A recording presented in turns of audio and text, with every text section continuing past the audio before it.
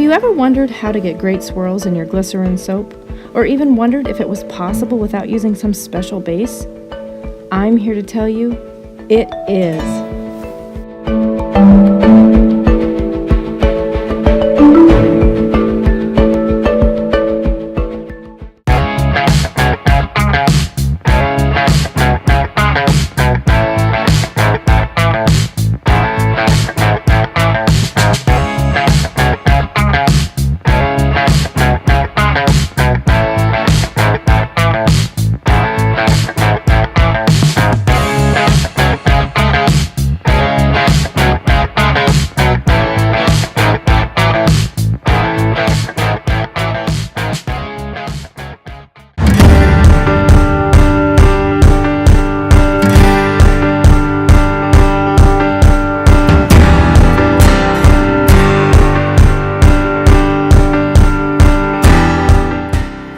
To see complete tutorials as they are posted, don't forget to subscribe, like and share.